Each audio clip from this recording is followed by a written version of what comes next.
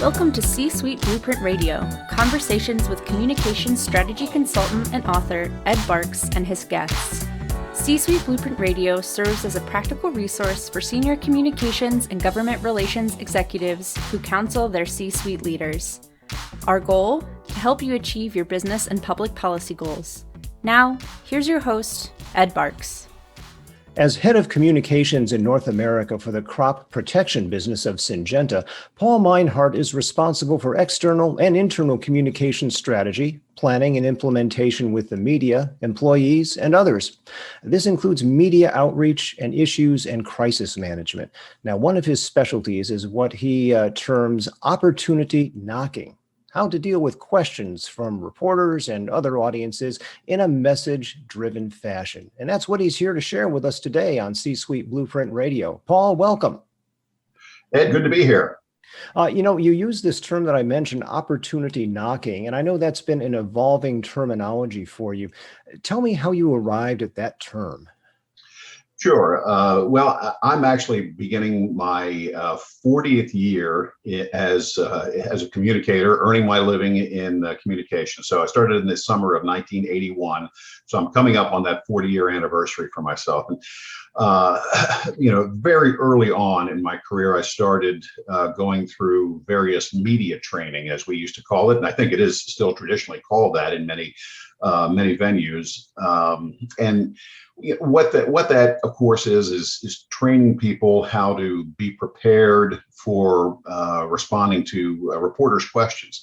And there's a whole set of skills that can come from that. There's a whole set of principles that are taught. And, I went through that for a number of years, watching trainers train executives in the organizations where I have worked and learning about all of that. And what I realized over time was that that was a very inefficient and ineffective kind of process, because the reality is in large organizations, and I've been generally in large organizations throughout my entire career, when a manager gets to a certain level, they're required to go through what we call media training. And so they go through that, and they may or may not ever have to do a media interview. And so usually this is done kind of in a vacuum. It just happens because they've achieved a certain level in the organization. And then when they need it, if there's ever a time when they have to do an interview, they've forgotten most of what they learned. They have to go through another training, or at least an upgrade, to make sure that they understand how to deal with this, how to deal with the situation that they're in. And it's always a stressful kind of situation for them, because preparing for a media interview has to include kind of the worst possibilities that could come up. And that's always kind of a stressful thing for people. So anyway, so over the years, I've seen, I went through all of this with a number of people and realized that it's just inefficient to do things that way. It's expensive. And people just don't use it as much as you think they would. So by the time I got to the point where I was doing the training a number of years ago, I thought there's got to be a better way to make this more meaningful for people who are going through the training. And so one thing I thought about was that, the principles that you learn in media training are the same that would help somebody in responding to questions from anybody, not necessarily a reporter, but somebody in their own organization, whether they're higher up or lower in the organization, or a customer or a client, or even family or friends. And that could apply to a policymaker as well. Absolutely. Right? To a member of Congress, to a regulator, policymaker, anybody, somebody asking questions, and they don't necessarily have to be the tough questions. I remember in the early years of doing this training, when I was going through the training, that the standard was, we're going to prepare somebody to be able to answer questions from Mike Wallace of 60 Minutes. I'm sure you remember those days, Ed. And of course, Mike is long gone, but there's still, but the idea was, you put people through the paces and make them feel very uncomfortable with very difficult questions, so that the idea was, if they could do that, then they can do anything else. Well, again, that was creating stress. And in most cases, people are not going to have to go through those kinds of questions, and very few people, frankly, will ever have to go through a media interview. It's usually the very highest levels in an organization, or people who are in public life, who are going to have to do that.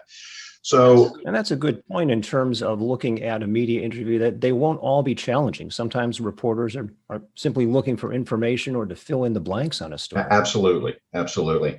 So what I did then was position this training as being able to develop skills to answer questions or respond to questions from any audience that you're going to have to deal with. And what I've found over the last 10, 12 years or so of doing this kind of training is that people, they kind of like the light bulb goes on over their head when I talk about this, and they get it, that this is something that can help them throughout their careers and throughout their life.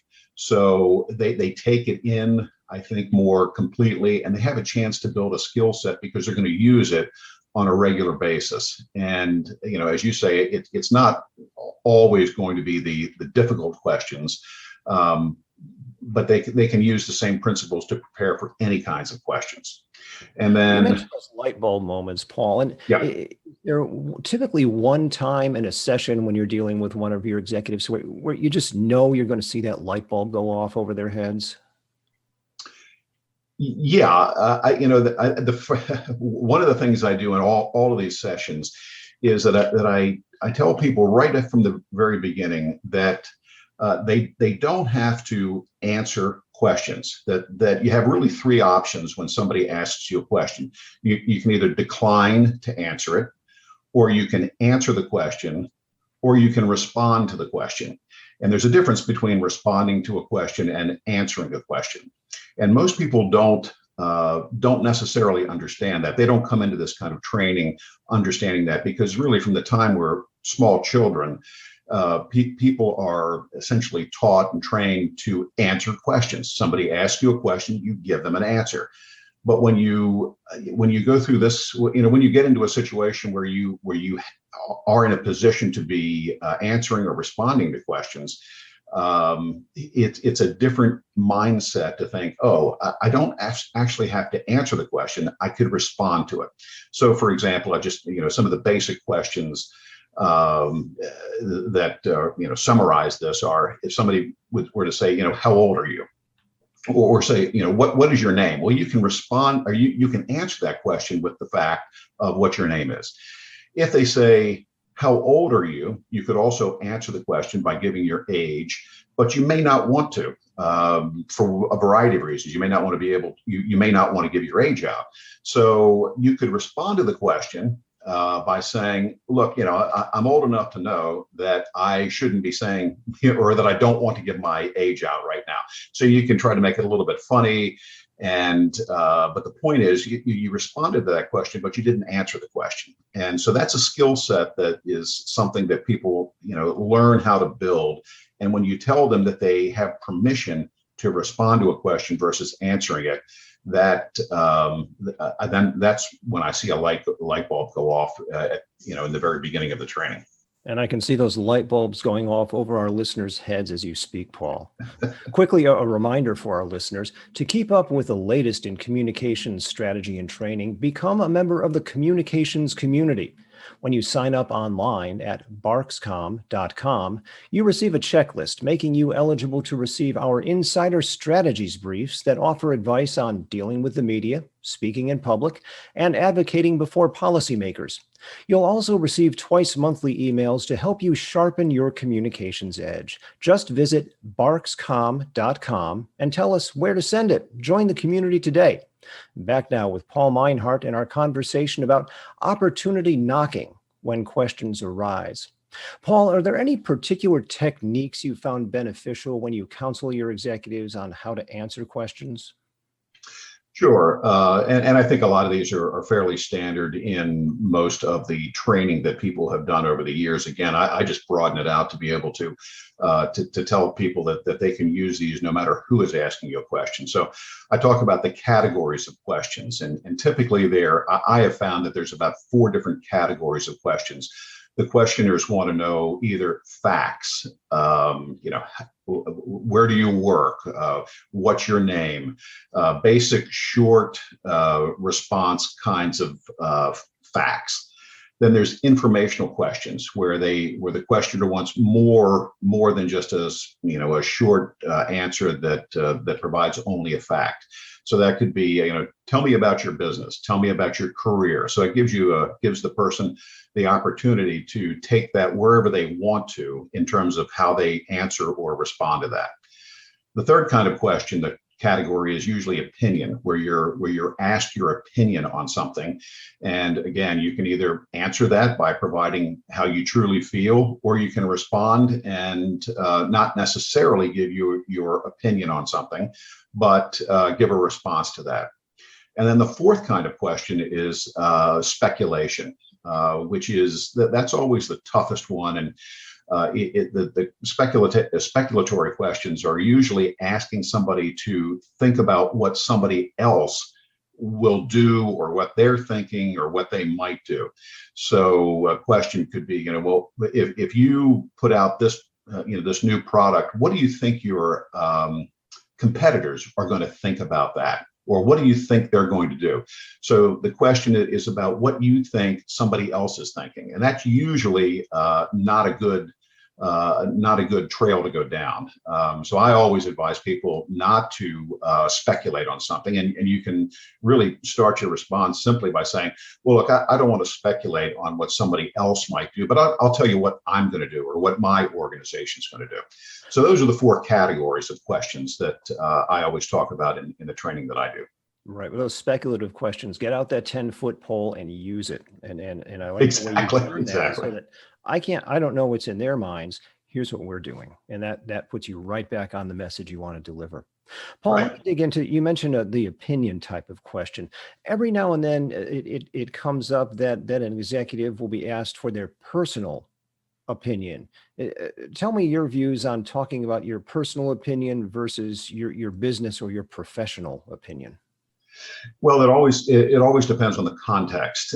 Who's asking the question, and the reason and the context that they're asking the question. So, if that were in a media interview, and you're in the interview representing your organization or representing your industry, I always counsel to be very careful about providing your own personal opinion. However, if you are an executive, let's say, or a manager in a town hall meeting of employees, and an employee asks your personal opinion on some topic or issue, it may be very helpful to provide your own personal feeling about that, because that does help you be more human and more accessible and more real to employees. And I think employees in those kinds of situations can often respond very well to someone who's willing to do that. So it really does depend on the circumstances. Sometimes it seems dynamics of the question come into play too. And by that, I mean, you might have a question in a one-on-one interview with a reporter.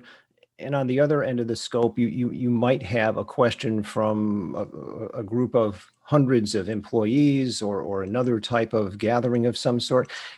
Paul, does it differ in terms of how you approach it when it's a one-on-one versus a crowd staring at you? Again, to me, it depends on the context. I mean, I've been in situations where it's either been me who has been asked tough questions by a reporter, or I've been in the room where the executive that I'm with is asked the tough questions. And you really have to, you've got to manage that particular situation. And usually you'll know if it's a one-on-one and it's going to be a tough question, you usually know that going in, because that's generally the nature of, or the reason that you've been asked to talk to that reporter. So you can usually be prepared for that by anticipating the kinds of questions that are going to be asked and having messages ready to respond to those kinds of questions.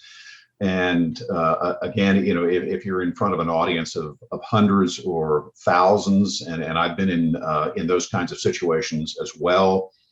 And if you feel comfortable being trying to be funny, and I always caution against that, by the way, or make sure that that if somebody's going to try to be funny, that they actually have some experience and some skill at doing that, because I've seen people completely bomb by thinking that they're funny and giving an offhand comment. So unless you're really skilled at doing that, I advise against it.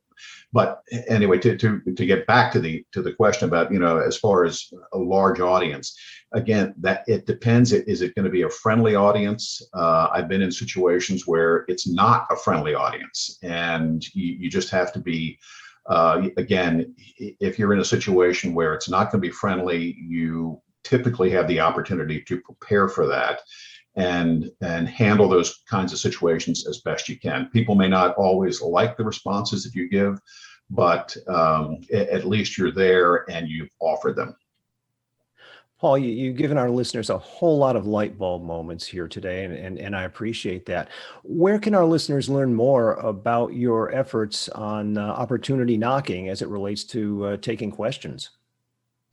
Well, I'm certainly happy to talk to anybody, especially professional communicators who are interested in learning more about this. They can certainly send me an email. My email address is paul.minehart, and that's Minehart. And my company is Syngenta, Syngenta. So it's paul.minehart@syngenta.com. Thanks to Paul Minehart, Head of Communications in North America for the crop protection business of Syngenta, for joining us today on C-Suite Blueprint Radio. This is Ed Barks. Until next time. Thank you for listening to C-Suite Blueprint Radio with Ed Barks. Check out the show notes on the C-Suite Blueprint blog. While you're there, comment on this episode by sharing your thoughts in the Leave a Reply box. To learn how Ed can help you reach your business and public policy goals, visit barkscom.com.